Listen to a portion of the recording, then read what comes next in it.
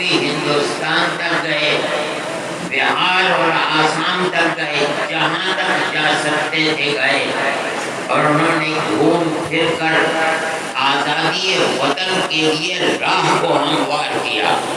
دلی میں بیٹھ کر یہ کام نہیں ہو سکتا۔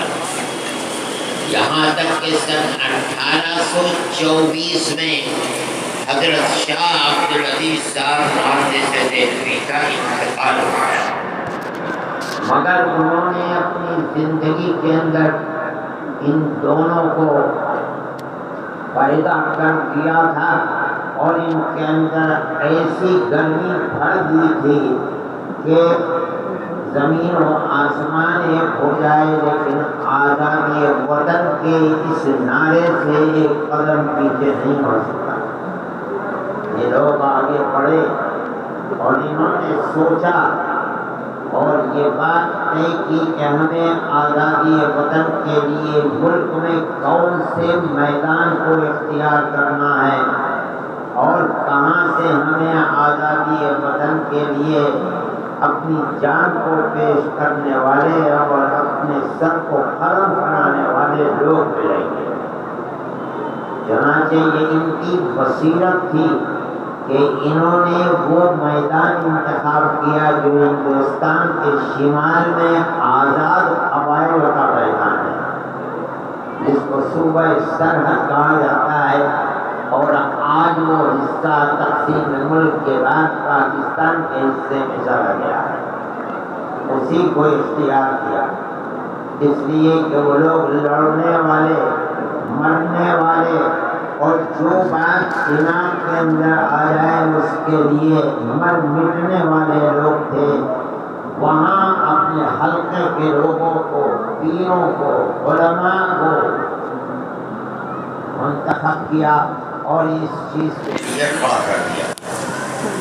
چنانچہ ان دونوں حضرات نے حضرت شاہ عبدالعزیز صاحب محدث دہلوی کے بعد میدان جنگ انتخاب کرنے کے لیے مجاہدین آزادی کو جو یہاں ان کی بات سے متفق ہو گئے تھے ان کو لیا اور کوچ کر کے صوبہ سرحد کی طرف پہنچے، اور وہاں جا کر انہوں نے انگریز کی مخالفت کے لیے سرگرمیاں شروع کر دی، انگریز اور انگریز کے ہم نوا لوگوں کے ساتھ۔ چنانچہ جنگ آزادی شروع ہو گئی، اور یہ بات محسوس ہونے لگی کہ جنگ آزادی کے لیے جس حلقے کا انتخاب کیا گیا ہے یہ انتہائی موزوں حلقہ ہے۔ وہاں انگریز اور انگریز کے ہم نواؤں کے ساتھ لڑتے لڑتے سن 1931 کے اندر یہ پہلا جہاد آزادی ہے۔ لوگ سمجھتے ہیں کہ جہاد آزادی سن 1857 کا جہاد آزادی پہلا ہے، مگر یہ بھول ہے، تاریخ سے ناواقفیت ہے۔ سب سے پہلا جہاد آزادی سن 1831 کا ہے، جو بالاکوٹ کے میدان میں ہوا ہے۔ وہ حصہ بھی پاکستان ہی کے اندر چلا گیا، اور وہاں ان دونوں حضرات کی قبریں موجود ہیں، اور وہیں یہ دونوں شہید ہوئے۔ مسلمان اہل مدارس طلبا اپنے بزرگوں کی اس تاریخ سے ناواقف، حالانکہ جو قوم اپنے آباء و اجداد کی اس تاریخ سے ناواقف ہے جن سے ملک کی آبیاری ہوئی ہے، اس قوم کا مستقبل کبھی تابناک ہو نہیں سکتا۔ انہیں معلوم ہی نہیں کہ ملک کے اوپر اس کا حق کیا ہے، لیکن اس بات کو سمجھنا چاہیے کہ اس وقت تک سن 1831 کے جہاد تک میدان میں تنہا علماء اور مسلمان ہیں، کوئی دوسرا ان کے ساتھ شریک نہیں ہے۔ یہ میں بات کہہ رہا ہوں اور حقیقت کہہ رہا ہوں. آپ اگر تاریخ کو پڑھیں گے تو یوں چھوٹ پھوٹ لوگ آپ کو مل جائیں گے. حضرت شاہ صاحب کی فوج کے اندر بھی بڑے بڑے عہدوں کے اوپر غیر مسلم تھے، مگر آزادی کی جو ایک عمومی تحریک ہے اس کے اندر تنہا مسلمان تھا. غیر مسلم برائے نام کے چٹکیوں میں انگلیوں کے اوپر گنے جا سکتا. وہاں ناکامی ہوئی ان کی شہادت کے بعد. پھر یہ لوگ بیٹھے نہیں، جو علماء صادقون ان کے ساتھ تھے. بہار پٹنے سے بالکل لگا ہوا، پٹنے کے اندر آ گیا. یہاں علماء صادقون رہنے والے تھے. انہوں نے آزاد قبائل کے اس علاقے کو چھوڑا نہیں، وہ وہیں رہے اور انگریز کے ساتھ لڑتے مرتے مرتے رہے. 31 سے لے کر 42 یا 45 تک برابر لڑتے رہے مرتے رہے، یہاں تک کہ وہ تحریک گویا کہ لگنے لگا کہ اس علاقے میں ختم ہو گئی. لیکن جو لوگ بالا کوٹ کے میدان سے شکست کے بعد واپس آئے، انہوں نے یہاں آ کر کے یہ نہیں کیا کہ نامرادی کا شکار ہو کر کے اپنے گھر میں بیٹھ گئے، بلکہ انہوں نے مجاہدین آزادی کو پھر جمع کرنا شروع کر دیا. اپنے ساتھ غیر مسلموں کو بھی دیا اور یہ سمجھا کہ آزادی وطن کی تحریک میں کامیابی تنہا مسلمانوں کی جاں فروشی سے نہیں ہو سکتی.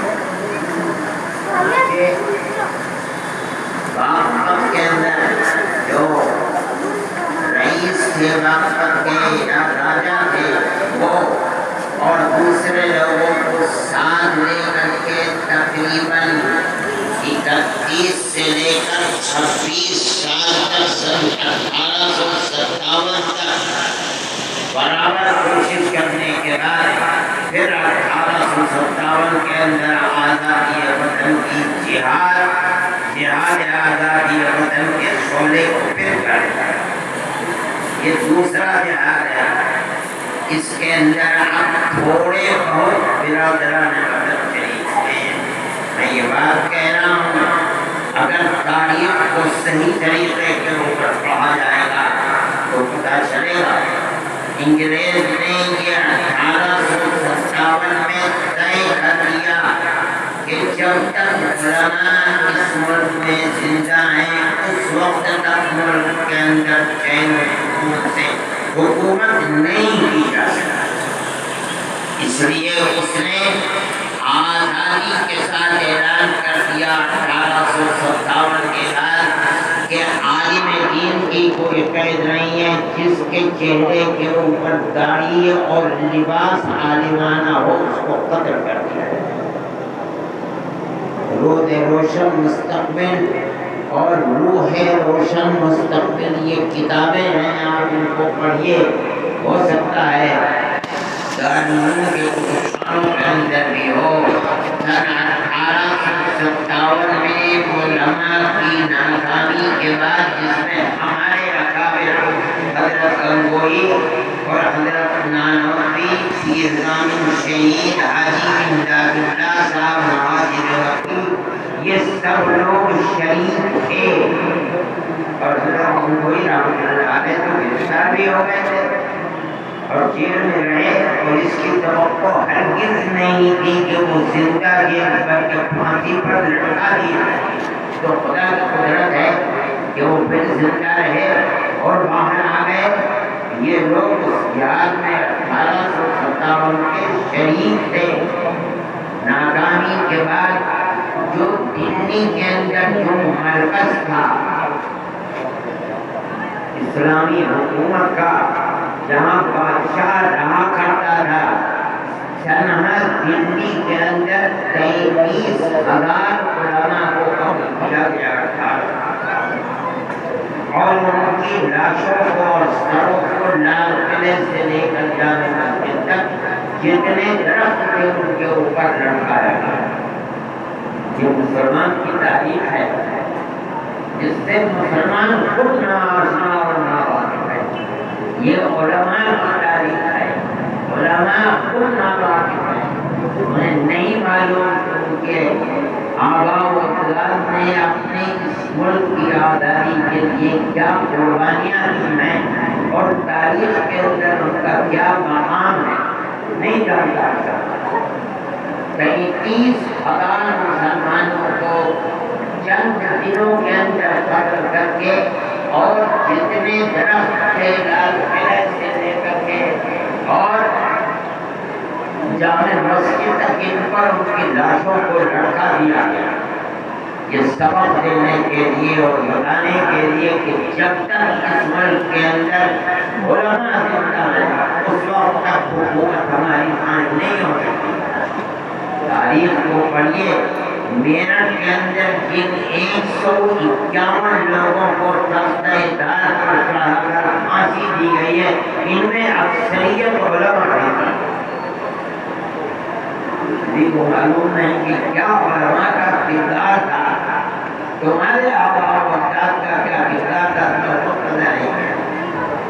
یہ جو قرب و جوار کے دیوبند میں خلاص اور سانپلا یہ جو گاؤں ہے ان گاؤں والوں میں سب میں آڑ لگا دی گئی تھی. اس وقت تک جہاں مکان پختہ تھوڑے ہی ہوتے تھے دیہاتوں کے اندر پھوس کے مکانات پر ان سب کو غدار وطن سمجھا گیا. کیوں؟ علماء کے ساتھ تھے. اور کون علماء جو ریت کی جڑ کھودنا چاہتے تھے اور ملک کو آزاد کرنا چاہتے تھے. یہ ہمارے علماء کا کردار ہے. آج ملک آزاد ہوا. آج کے دن کی آزادی ہے. لوگ ان سیالوں کو یاد کرتے ہیں جنہوں نے ملک کی آزادی کے لیے قربان دیا. ہمیں بھی اس کا حق پہنچتا ہے کہ ہم یاد کریں. ہمیں یاد کرنا چاہیے. ہم سال بھر اس چیز کو نہیں کرتے. حالانکہ ان کی یہ ان کی تاریخ ملک کے نصاب تعلیم کے اندر ہونا چاہیے. لیکن یہ ہماری بدقسمتی ہے تو ان کو اس طرح بلا دیا گیا کہ ہم آج اگر ان کو یاد بھی کرتے ہیں تو چمبا معلوم ہوتا ہے. حالانکہ وہ ایسی حقیقت ہے جو ناقابل انکار ہے. میرے بھائی اس کو یاد کرنا چاہیے, یاد رکھنا چاہیے, پڑھنا چاہیے, پڑھانا چاہیے. اگر آپ اپنے آباء و اجداد کی تاریخ اور اپنے بزرگوں کی تاریخ سے ناواقف ہوں گے آپ کبھی عزت نفس کے ساتھ ملک میں زندہ نہیں رہ سکتے. یہ تو دنیا کا قانون ہے. کوئی اگر نہیں رہتا اس کے نام کو نئے چولہے باہر نہیں جائے گا. ہم تو اپنے آباء و اجداد کے نام کو یاد کرتے ہیں. ہم تو ان کی تاریخ کو زندہ کرتے ہیں. ہم تو کہتے ہیں کہ ملک کی آزادی کا سہرا انہی کے سر کے اوپر ہے. اس لیے سب سے پہلی آواز اٹھانے والے آزادی وطن کے وہی لوگ تھے. میرے بھائی اس بات کو سمجھنا چاہیے کس طریقے پر انہوں نے قربانی دی ہے. ایک بات ہے جو پہلے مجھے کہنی چاہیے تھی. حضرت سید احمد شہید اور حضرت شاہ اسماعیل شہید نے جو دورے کیے ہیں ان دوروں کے اندر غازی پور بھی گئے ہیں. اور غازی پور کی یہ تاریخ تھی کہ وہاں کے ایک نواب نے اپنا ایک بیٹا ان کے سپرد کیا. اور اس زمانے کے اندر 1 لاکھ چاندی کا روپیہ آزادی وطن کے جہاد کے لیے ان کو دیا اور یہ کہا کہ میں مولانا آپ کو اپنا بیٹا دے رہا ہوں. اور میرے دل میں تمنا یہ ہے کہ جس طرح